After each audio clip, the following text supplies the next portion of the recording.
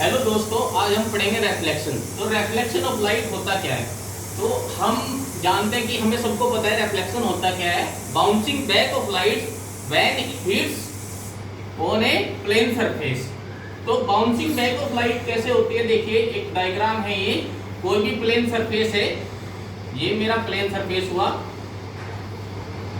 इसमें कोई भी ये एक रे आ रही है, इस आने वाली रे को बोलते हैं हम इंसिडेंट रे। कौन सी रे बोलते हैं?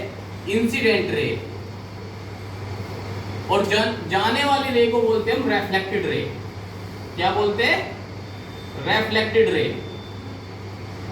एक इसमें हम परपेंडिकुलर लाइन डाल देते हैं, इस लाइन को बोलते हैं हम नॉर्मल रे। कौन सी रे बोलेंगे? नॉर्मल रे। अब हम जानेंगे कि इंसिडेंट रे से बनने वाला एंगल होता है हमारा एंगल ऑफ इंसिडेंट, यानी कि एंगल आई। और रिफ्लेक्टेड रे से बनने वाला एंगल होता है एंगल आर, यानी कि रिफ्लेक्टेड एंगल।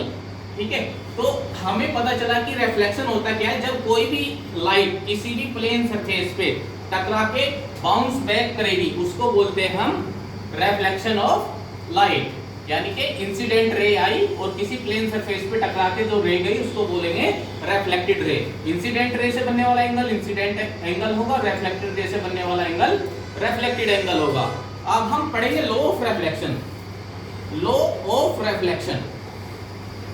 तो लॉ ऑफ रिफ्लेक्शन होता क्या है? फर्स्ट लॉ ऑफ रिफ्लेक्शन होता है angle I equal to angle R, यानी कि जितना एंगल मेरा इंसिडेंट एंगल होगा, उतना ही एंगल मेरा रिफ्लेक्टेड एंगल होगा।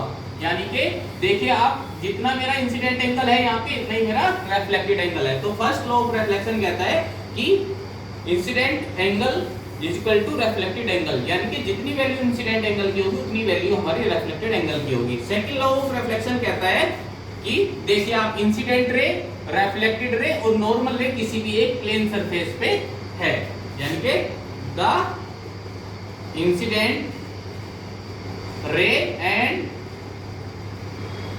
रिफ्लेक्टेड रे और नॉर्मल रे ऑन ए सेम पॉइंट, यानी कि किसी एक पॉइंट पे या किसी एक सरफेस पे, तीनों लाइन हमारी, इंसिडेंट रे भी और रिफ्लेक्टेड रे भी और नॉर्मल रे भी।